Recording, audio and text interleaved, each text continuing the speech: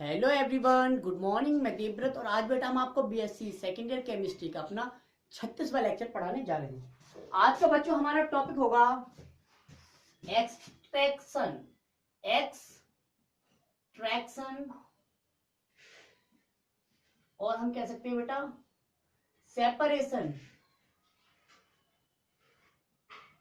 या हम कह सकते हैं बेटा आइसोलेशन of lanthanide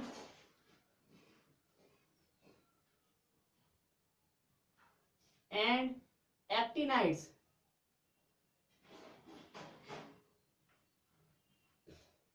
ये हमारा आज का टॉपिक होगा। अर्थात हम लैंथेनाइड तथा एक्टिनाइड को अलग अलग करना सीखेंगे। How will you separate lanthanides? सभी लैंथेनाइड्स है बेटा। यदि हम कहें कि एक टेस्ट ट्यूब में हमने सभी लैंथेनाइड्स को मिलाकर रखा है, अब हम ये कह रहे हैं कि इन्हें अलग अलग कीजिए, सेपरेट कीजिए, तो आप कैसे करेंगे? या हम कह सकते हैं एक टेस्ट ट्यूब में हमने बेटा सभी एक्टिनाइड्स को मिला लिया है, अब इसमें से हमें प्रत्येक एक्टिनाइड्स को अलग अलग करना है, तो कैसे करेंगे? ठीक है, तो आज का हमारा टॉपिक है एक्सट्रैक्शन या सेपरेशन या isolation of lanthanides and actinides. अर्थात एक्टिनाइड तथा लैंथेनाइड्स को अलग अलग करना, सेपरेट करना। ठीक है बेटा, तो देखो बेटा, लैंथेनाइड हो चाहे एक्टिनाइड हो, इन्हें अलग अलग करने के यानी कि सेपरेट करने के, एक्सट्रैक्ट करने के दो मेथड हैं। फर्स्ट वन इज योर, पहला मेथड है, दो विधियों से हम लैंथेनाइड हो या एक्टिनाइड हो उन्हें अलग अलग कर सकते हैं। पहला मेथड है ion, first method is your ion exchange method. ठीक है बेटा, आयन एक्सचेंज मेथड, इसे कहते हैं आयन विनिमय विधि। पहली विधि का नाम है आयन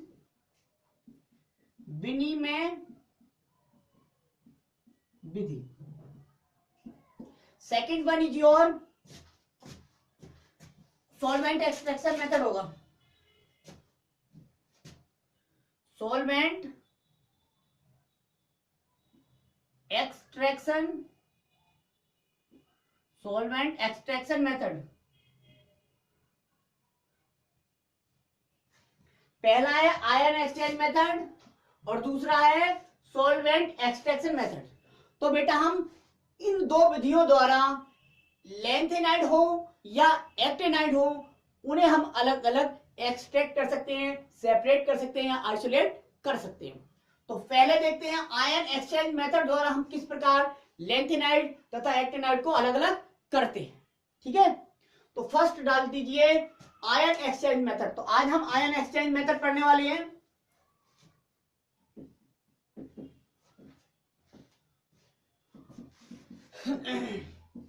आज बेटा हम आयन एक्सचेंज मेथड पढ़ने वाले हैं। आयन एक्सचेंज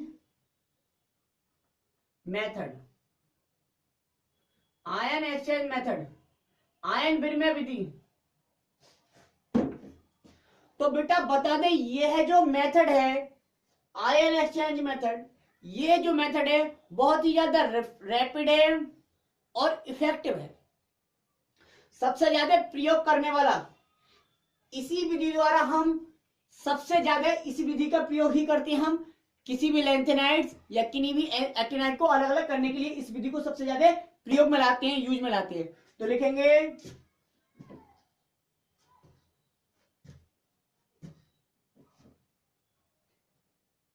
this method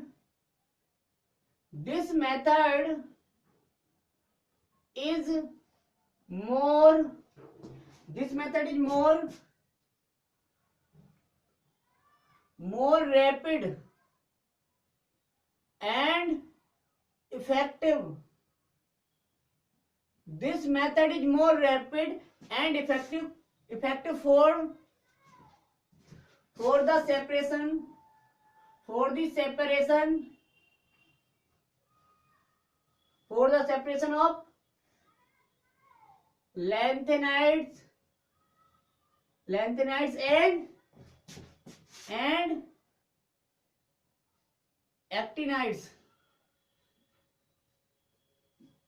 अर्थात यह जो विधि है बेटा, यह विधि बहुत ही ज्यादा प्रयोग की जाने वाली और बहुत ही प्रभावी विधि होती है। काय के लिए? लैंथेनाइड तथा एक्टिनाइड को अलग अलग करने के लिए। ठीक है बेटा। अब हम कहते हैं ये मेथड जो है किस प्रिंसिपल पर बेस्ड है, किस सिद्धांत पर आधारित है। ये देखिए, तो लिखो दिस मेथड बेटा, this method is based upon following principle. यह सिद्धांत निम्न सिद्धांत पर आधारित है। सिद्धांत क्या है? पहले हम आयन एक्सचेंज मेथड द्वारा कैसे लैंथेनाइड हो चाहे एक्टिनाइड हो। अब देखो बेटा,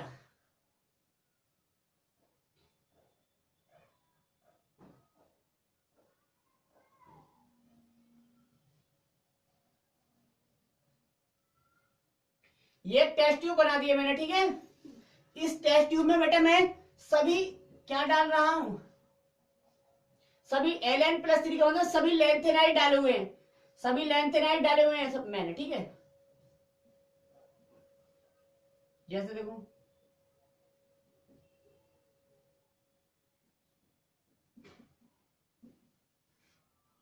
इस तरह से मैंने बहुत सारे डाले हुए हैं, ठीक है। सब ये डाले हुए हैं, यहां तक भरी हुई है। अब मैं कहना चाहता हूं आपसे, सभी लैंथेनाइड, ऐसा नहीं है कि लैंथेनाइड और एक्टिनाइड दोनों मिला। लैंथेनाइड मिले हुए तो लैंथेनाइड को ही अलग अलग करना। कैसे अलग अलग करोगे? कौन सबसे पहले बाहर आएगा? इलुएट होगा। तो ये काम करना है, इसमें से सभी लैंथेनाइडों को हमें अलग अलग करना है, ठीक है। तो ये विधि इसके लिए, या मान लो यहाँ पे एक्टिनाइड भरे हुए हैं, सभी एक्टिनाइड भरे हुए हैं, उन्हें हमें अलग अलग करना है, ठीक है। तो बेटा कैसे करेंगे? सबसे पहले हम क्या करते हैं? सबसे पहले हम ऐसी रबर लेते हैं, ऐसी रबर मतलब रेजिन लल्ला, ऐसी रेजिन लेते हैं बेटा जिसमें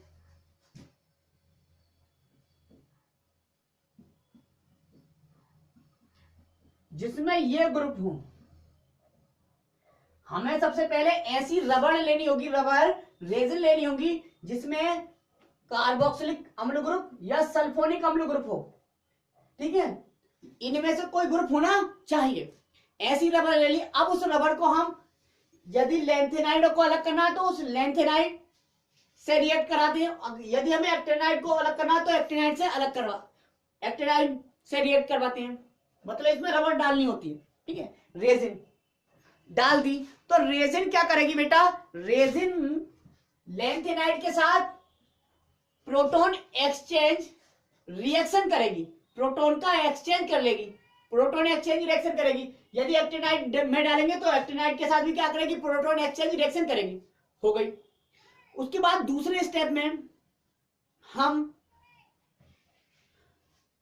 जितने भी लैंथेनाइड है, भाई लैंथेनाइड को अलग करें तो लैंथेनाइड, और यदि एक्टिनाइड को कर रहे हैं तो एक्टिनाइड, तो दोनों शब्द हम बार बार यूज कर रहे हैं, लैंथेनाइड एक्टिनाइड, लेकिन समझ जाना, ठीक है। तो हम लैंथेनाइड्स, सभी लैंथेनाइड में क्या डालते हैं? जल डाल देते हैं, वाटर डाल देते हैं, धोते हैं उन्हें, वाटर डालते हैं। जब वाटर डालते हैं तो बेटा क्या बात है, वाटर क्यों डालते हैं? वाटर इसलिए डालते हैं क्योंकि जितने भी लैंथेनाइड है बेटा, उनकी जल के अणुओं को कंबाइन करने की टेंडेंसी अलग होती है। मतलब जितने भी लैंथेनाइड है, 14 के 14 तत्व जो हैं लैंथेनाइड, वो सभी जल के अणुओं को, कोई एक जल के अणु के साथ कंबाइन होगा, कोई 2 जल के अणु के साथ, कोई 3 जल के अणुओं के साथ, मतलब जल के अणुओं के साथ समायोजित होने की क्षमता सब किसी की, हर किसी की अलग अलग है। हम कह सकते हैं सभी लैंथेनाइड्स की हाइड्रेटेड होने की कैपेसिटी अलग अलग है। मतलब कैपेसिटी का मतलब यहाँ पे ये है, जो छोटे आकार का बेटा, जो छोटे आकार का लैंथेनाइड है, अब बात क्या एक्टिनाइड की, जो छोटे आकार का लैंथेनाइड होगा वो अधिक जल के अणुओं को अपने पास क्या कर लेगा, कंबाइन करेगा, समायोजित कर लेगा। अधिक जल के अणुओं को कंबाइन कर लिया, इसका मतलब उसका साइज बड़ा हो गया होगा, उसका साइज अब बड़ा हो गया। अब जब साइज बड़ा हो गया, इसका मतलब ये हो गया कि वो रबड़ के साथ बॉन्डिंग जो होगी उसकी वो ढीली हो जाएगी, यानी कि वीक या लूज हो जाएगी। तो वो रबड़ के साथ उसकी बॉन्डिंग लूजली हो जाएगी, ढीली बॉन्डिंग यानी कि कमजोर बॉन्डिंग हो जाएगी। अब जब कमजोर बॉन्डिंग हो जाएगी, इसलिए वो सबसे पहले इल्यूएट हो जाएगा, सबसे पहले इल्यूएट होगा, सबसे पहले बाहर आ जाएगा। इल्यूएट का मतलब होता है बॉस आउट। हम जल के साथ धो रहे हैं ना, तो बॉस आउट मतलब इल्यूएट होना, मतलब बाहर आ जाना। और इल्यूएट का मतलब यहां से समझ लो कि इल्यूएट हो गई कोई चीज, इसका मतलब वो अलग हो गई और हमने उसे अलग कर लिया, ठीक है। तो सबसे पहले इल्यूएट कौन होगा, जिसका आकार बड़ा हो जाएगा। कब बड़ा होगा, जल के अणु के साथ संयोग करके। और जल के साथ संयोग करके किसका आकार बड़ा होगा, जिसका वास्तव में आकार छोटा होगा। नहीं समझे, ठीक है। मतलब ये है लैंथेनाइड जितने भी हैं उनका आकार आपको पता है, बाएं से दाएं जाने पर बढ़ रहा, सॉरी घट रहा है, बाएं से दाएं जाने पर घट रहा है। तो बाएं से दाएं जाने पर जल के अणुओं को समायोजित करने की टेंडेंसी बढ़ रही होगी, क्योंकि जितने छोटा आकार का लैंथेनाइड होगा वो उतने ज्यादा जल के अणुओं को अपने में समायोजित करना पड़ेगा, समायोजित करेगा। और जो समायोजित करने के बाद में उसका आकार जो होगा हो जाएगा उतना ही सबसे ज्यादा बड़ा हो जाएगा, आकार बड़ा हो जाएगा। इसका प्रभाव ये हो जाएगा कि वो रेजन के साथ, रबड़ के साथ लूजली बॉन्डेड हो जाएगा। और जो लूजली बॉन्डेड हो जाएगा, इसलिए जल्दी से शीघ्र ही क्या हो जाएगा, इल्यूएट हो जाएगा, खत्म। तो कहने का मतलब इधर से इधर जाने पे आकार बढ़ रहा, क्या हो रहा है, घट रहा है।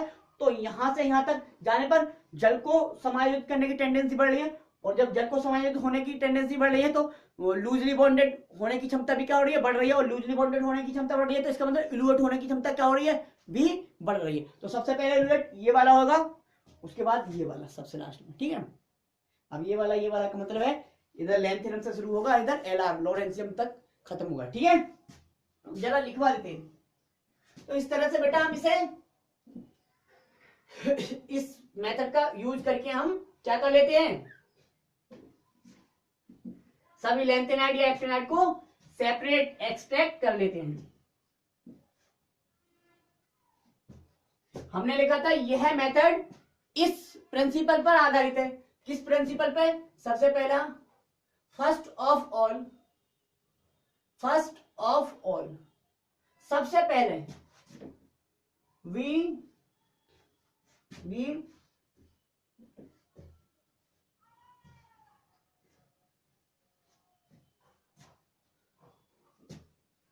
टेक रेजिन, सबसे पहले हम रबड़ लेते हैं बेटा, रबर क्या लेते हैं, rubber, resin having COOH and SO3H group. समझ में आया। सबसे पहले बच्चों हम ऐसी रबड़ लेते हैं जिसमें COH ग्रुप या SO3H ग्रुप होता है, सही है। उसके बाद फिर क्या होता है,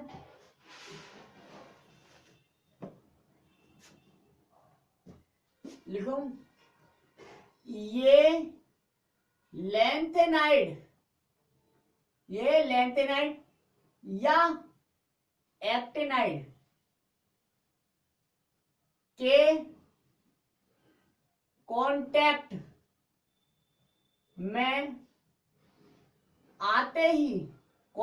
में आते ही प्रोटॉन एक्सचेंज रिएक्शन कर लेते हैं। ये कर लेते हैं बेटा, प्रोटॉन एक्सचेंज रिएक्शन कर लेते हैं। जैसे देखो लेंथेनाइड को हमने Ln लिख दिया है, क्या लिख दिया बेटा, लेंथेनाइड को हमने Ln+3, क्योंकि +3 ऑक्सीडेशन स्टेट में लिखना है। और एक्टिनाइड को हमने ACN+3 लिख दिया, ठीक है। क्या लिख दिया है, ACN+3। अब हम किसके साथ रिएक्ट करवाएं इसे, रेजिन के साथ। किसके साथ, रेजिन के साथ।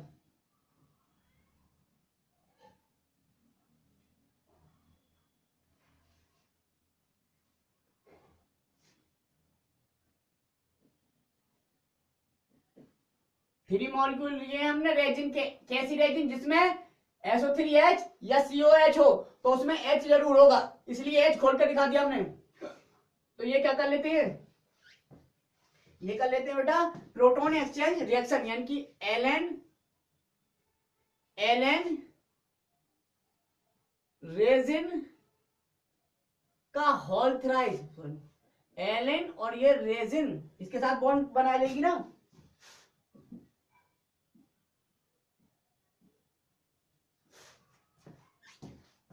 ये हो गया, देख लो बेटा। और ये किसके साथ कैसे हो जाएगा, इसके साथ हो जाएगा ACN रेजिन का होल थ्राइस। बेटा ये प्रोटॉन एक्सचेंज रिएक्शन हो गई ना, प्रोटॉन एक्सचेंज कर लिया, इसने से दे दिया, ठीक है। तो ये प्रोटॉन एक्सचेंज रिएक्शन करते हैं। अगर लेंथेनाइड सेपरेट करना है तो हमें लेंथेनाइड वाली रिएक्शन दिखानी है, और अगर हमें एक्टिनाइड का सेपरेशन करना है तो एक्टिनाइड वाली रिएक्शन दिखानी है। ये कर लिया। दूसरे स्टेप में अब क्या होगा, यहां तक कर लिया हमने। दूसरे स्टेप में अब हम क्या करते हैं, जितने भी लेंथेनाइड हैं, लेंथेनाइड अलग कर रहे हैं तो बेटा लेंथेनाइड की बात करेंगे, एक्टिनाइड अलग कर रहे हैं तो एक्टिनाइड की बात करेंगे, हम तो दोनों एक साथ पढ़ा रहे हैं, ठीक है। तो लिखते हैं फिर दोबारा। अब बेटा अब सभी लेंथेनाइड्स या हम बोल सकते हैं यदि एक्टिनाइड करवा रहे हैं तो हमें अब सभी एक्टिनाइड्स को क्या किया जाता है बेटा, हाइड्रेटेड किया जाता है, या कह सकते हैं सबके साथ जल की क्रिया की जाती है, सब में जल डाला जाता है, हाइड्रेटेड किया जाता है। हाइड्रेटेड का मतलब होता है जलायोजित किया जाता है। अब सबकी हाइड्रेटेड होने की टेंडेंसी मैंने कहा था अलग अलग होती है, इसलिए सभी अलग अलग वाटर के मॉलिक्यूल कंबाइन कर लेंगे, समायोजित करेंगे, ठीक है, जिससे जो जितना ज्यादा वाटर के मॉलिक्यूल समायोजित करेगा उसका उतना बड़ा आकार हो जाएगा, और जिसका बड़ा आकार होगा वो रेजिन के साथ लूजली बॉन्डेड होगा, और जो जितना लूजली बॉन्डेड होगा वो उतनी ही जल्दी तो बाहर आएगा मतलब इलुएट हो जाएगा। अब लिखो बेटा, चूंकि सभी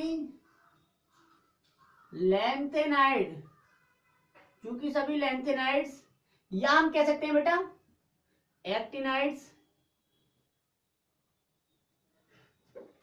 की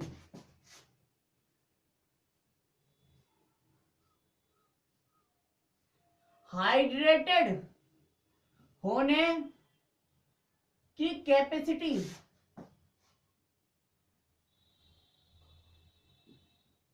क्या होती है, अलग अलग होती है, यानी कि डिफरेंट होती है, अलग अलग होती है,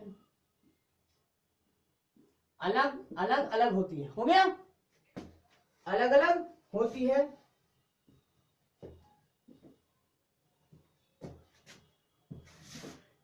जिसका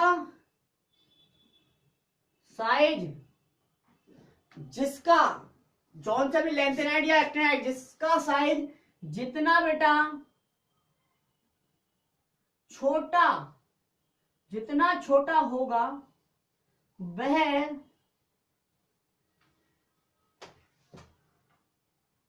उतनी ही शीघ्र क्या होगा बेटा, हाइड्रेटेड होगा, और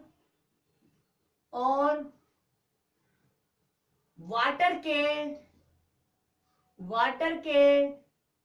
जल के मतलब अधिक मॉलिक्यूल, वाटर के अधिक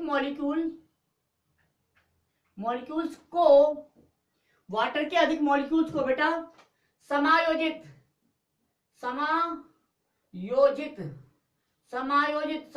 मतलब कंबाइन, समायोजित करेगा,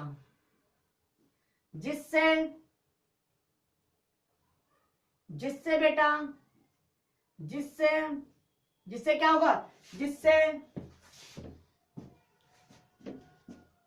उसका आकार अभी छोटा था, वो सबसे छोटा था, लेकिन वाटर के इतने मॉलिक्यूल उन्होंने समायोजित कर लिया अपने अंदर कि उसका आकार सबसे बड़ा हो गया, जिससे उसका आकार बेटा सबसे बड़ा हो जाता है। और जब आकार सबसे बड़ा हो जाता है तो बेटा एक बात आती है, क्या आती है, जिससे क्या हो जाएगा, आकार बड़ा हो जाता है, जिससे रेजिन के साथ, रेजिन यानी कि रबड़ जो थी पहले ली थी, रेजिन के साथ उसकी बॉन्डिंग क्या हो जाती है, बॉन्डिंग लूज हो जाती है, लूज, ढीली पड़ जाती है, लूज हो जाती है, लूज हो जाती है। अब लूज बॉन्डिंग है तो टूट जाएगा। अतः यह मॉलिक्यूल, यह सबसे अधिक, सबसे शीघ्र, शीघ्र मतलब जल्दी, यह सबसे शीघ्र ही इल्यूएट हो जाता है, इल्यूएट हो जाता है मतलब बॉस आउट, या रेजिन आउट हो जाता है, जल्दी ही रेजिन से बाहर आ जाता है। और जब रेजिन से बाहर आ जाएगा तो क्या हो जाएगा, इल्यूएट हो गया, मतलब अलग कर लेंगे उसे, हो जाता है। समझ में आया बेटा। अब यदि हम बात करें कि लेंथेनाइड जिसका आकार छोटा है, दो लेंथेनाइड पहले समझ लें, एक लेंथेनाइड ये है, एक लेंथेनाइड ये है। मैंने कहा इसका आकार छोटा है, ये जो है इसका आकार बड़ा है। मैंने एक टेस्ट ट्यूब में डाले, अब मैं आपसे पूछना चाहता हूं कि बताओ कौन सबसे पहले इल्यूएट होगा, क्योंकि इल्यूएट पहले हो गया तो सेपरेट हो जाएगा, है ना। तो कौन सबसे पहले इल्यूएट होगा, ये है या ये, ठीक है, ये वाला इल्यूएट सबसे पहले होगा या ये वाला, सबसे पहले कौन सा इल्यूएट होगा, छोटे आकार वाला या बड़े आकार वाला। तो हमने पहले ही बताया बेटा, जो छोटे आकार का लेंथेनाइड होगा वो शीघ्र ही हाइड्रेटेड होना चाहेगा, शीघ्र ही जलायोजित होना चाहेगा, और जो बड़े आकार का होगा वो भी हाइड्रेटेड होगा, लेकिन उसकी कंपेयर में वो देरी से हाइड्रेटेड होगा। अब जो छोटे आकार का जो मॉलिक्यूल था, सॉरी जो लेंथेनाइड था, वो क्या करेगा, वो ज्यादा मॉलिक्यूल जल के अपने अंदर समायोजित कर लेगा और आकार में बड़ा हो जाएगा। आकार में पहले ये बड़ा था, लेकिन अब बड़ा हो गया जल के साथ समायोजित करने के बाद में ये आकार में छोटा रहेगा, क्योंकि ये जल के ज्यादा अणुओं को समायोजित अपने अंदर नहीं करेगा। अब जब इसका आकार बड़ा है जल के साथ, तो इसकी बॉन्डिंग जो होगी रेजिन के साथ वो ढीली पड़ जाएगी, मतलब लूज हो जाएगी, कमजोर हो जाएगी, इसलिए यह पहले इल्यूएट हो जाएगा, ये पहले बाहर आ जाएगा, ये बाद में बाहर आएगा। समझ में आया। तो इसका मतलब ये हुआ लेंथेनाइड जिसका आकार सबसे छोटा होगा वो सबसे पहले इल्यूएट होगा, ठीक है, क्योंकि वो हाइड्रेट होने के बाद सबसे बड़े आकार का बन जाएगा। ठीक है बेटा, देखो जरा हम एक क्वेश्चन देते हैं अभी। तो सभी लेंथेनाइड और सभी एक्टिनाइड का हम इल्यूएट होने का ऑर्डर दे देते हैं आपको। सबसे पहले कौन इल्यूएट होगा, सबसे पहले कौन इल्यूएट होगा, देखो जरा सबसे पहले कौन इल्यूएट होगा, ये है बेटा, ये है देखो एफ ब्लॉक एलिमेंट्स, ये थे लेंथेनाइड वाले।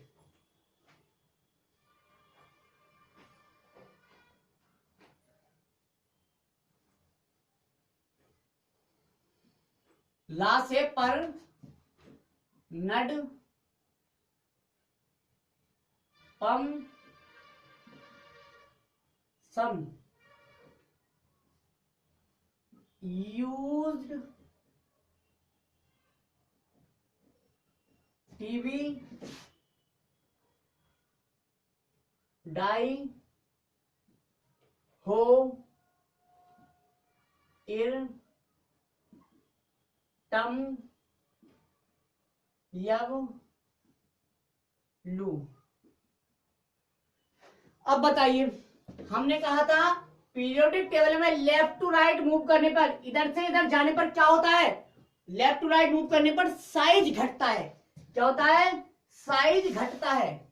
साइज बेटा घटता है, साइज घटता है। इसका मतलब जिसे हमने लेंथेनाइट कॉन्ट्रैक्शन कहा था, साइज घट रहा है, इसका मतलब ये सबसे छोटा, ये सबसे छोटा, ये सबसे छोटा होगा और ये सबसे बड़ा है, सबसे बड़ा होगा आकार में। ठीक, अब बेटा हमने ये भी कहा था यदि जल के साथ रिएक्ट करवाए यानी कि हाइड्रेटेड किया जाए, जलायोजित किया जाए, तो सबसे ज्यादा जलायोजित कौन होगा, यह वाला।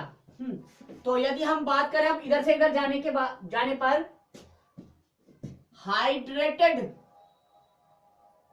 हाइड्रेटेड होने की क्षमता, कैपेसिटी सबसे ज्यादा किसकी होगी, उसकी, यानी कि बढ़ती है।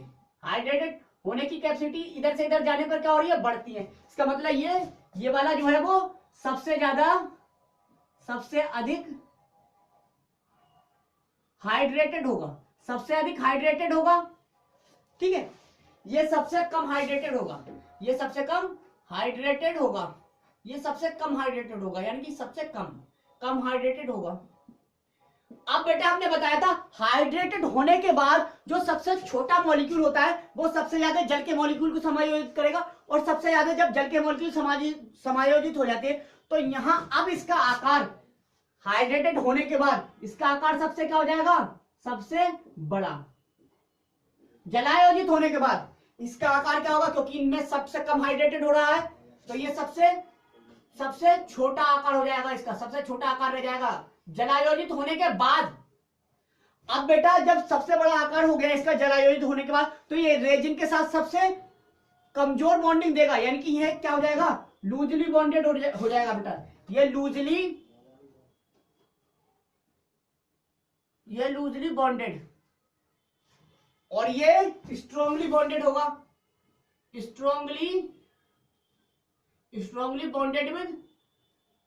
बॉन्डेड विद रेजिन, रबर के साथ विद रेजिन, ये लूजली बॉन्डेड विद रेजिन। अब बेटा मैं कह रहा हूं ये कमजोर रूप से रेजिन के साथ जुड़ा हुआ है, इसका मतलब ये सबसे पहले इल्यूएट हो जाएगा, यानी कि ये सबसे पहले इल्यूएट, सबसे पहले क्या हो जाएगा, सबसे पहले बाहर आ जाएगा, सबसे पहले इल्यूएट हो जाएगा, इल्यूएट हो जाएगा, और ये सबसे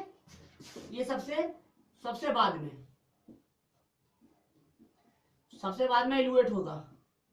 इसका मतलब हम अगर ऑर्डर लिखें इल्यूएट होने का, तो इल्यूएटिंग ऑर्डर क्या है, इल्यूएटिंग ऑर्डर, लेंथेनाइट का इल्यूएटिंग ऑर्डर ये मिल गया हमें। सबसे पहले क्या होगा, एलयू सबसे पहले इल्यूएट होगा, उसके बाद YB, उसके बाद TM,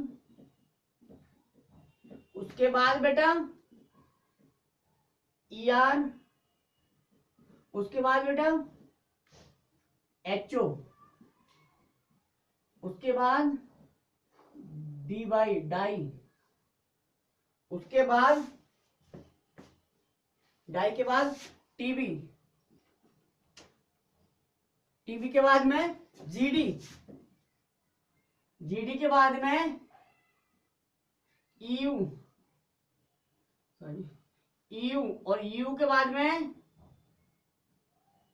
SM, SM के बाद में PM, PM के बाद में ND, और ND के बाद में PR, और PR के बाद में CE, और CE के बाद में LA। सबसे पहले LU और सबसे बाद में LA। ठीक है, ये लेंथेनाइट का इल्यूएट होने का ऑर्डर है। ठीक है बेटा, इसी तरह से हम एक्टिनाइट में भी कह सकते हैं, तो एक्टिनाइट में सीधा सीधा ऑर्डर लिख देंगे हम। ठीक है, लेक्चर लंबा हो गया, नोट कर लो बेटा।